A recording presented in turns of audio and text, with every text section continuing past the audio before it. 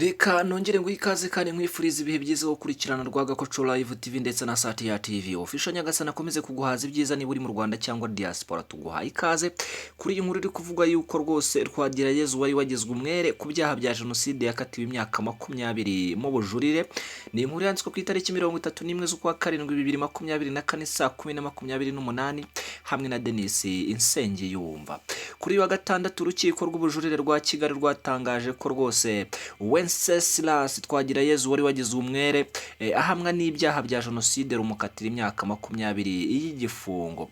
Twagirayezu w'imyaka 56 yari yagizwe umwere rero muri Mutarama uyu mwaka ku byaha yaregwaga mu mwanzuro rero w'urubanza rwamaze imyaka rucibwa n'urukiko rukuru.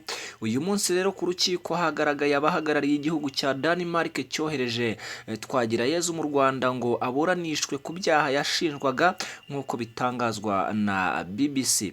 Uyu wari umwarimu rero mu gihe cya jenoside yaburanye ahakana ibyaha bya jenoside bavugaga ko yakoreye ku Gisenyi, bakavuga ko atari mu Rwanda ahubwo yari mu cyahoze ari Zaire DRC y'ubu. Igihe rero jenoside yabaga niko rwose yabyivugiye ubwo yari mu rukiko. Ubwo rwamugiraga umwere rero mu kwezi kwa mbere urukiko rukuru rwari rwavuze ko nta bimenyetso bifatika ubushinjacyaha bwagaragaje bivuguruza ibyo Twagirayezu yatanze, yemeza ko mu ntangiriro za jenoside atari mu Rwanda ahubwo yari muri Zaire. Urukiko rw'ubujurire rwavuze ko urukiko rukuru rwakoze ikosa mu isesengura ry'imvugo z'abatangabuhamya bashinja Twagirayezu, ni ikosa mu kwemeza ko ubushinjacyaha butashoboye kwemeza ko Twagirayezu yari mu Rwanda mu gihe cya jenoside. Urukiko ruvuga ko ibihamya bigaragaza ko Twagirayezu asaba ubuhungiro muri Denmark yabwiye inzego zaho ko rwose yari mu Rwanda mu gihe cya jenoside, bityo kubu atavuga ko yari hariya muri Zaire. Uru rukiko kandi rwavuze ko kujya hanze y'igihugu bigaragazwa n'impapuro zemewe zitangwa n'ubutegetsi nk'igihamya ntakuka ko umuntu yasohotse mu gihugu kandi ko izo mpapuro ntazo agaragaza. Umucamanza yatangaje ko ubujurire bw'ubushinjacyaha bufite ishingiro, maze avuga ko Twagirayezu ahamwa n'ibyaha bya jenoside nk'icyaha kibasiye inyokomuntu, amukatira gufungwa imyaka 20. Nyuma y'uyu mwanzuro rero Maître Felicien Gashema umwe mu bunganira Twagirayezu yabwiye abanyamakuru ati ibi birenze imyumvire yacu, ubu ntacyo twatangaza. Abashinzwe kubahiriza amategeko rero bahise batangira ibikorwa byo gusubiza Twagirayezu muri gereza nyuma y'amezi 7 adafunzwe kuva mu kwezi kwa mbere yagirwa umwere.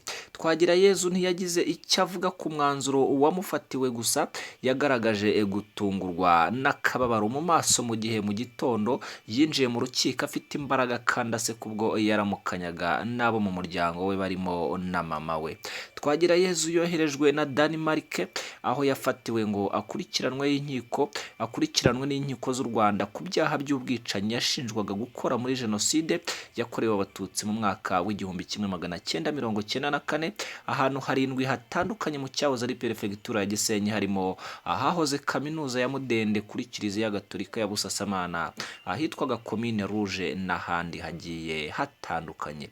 Indi nkuru hano iri kuvuga yuko nyuma yo kwica umuyobozi wa Hamas, EDF yemeje ko rwose yanivuganye umukuru w'igisirikare cyayo.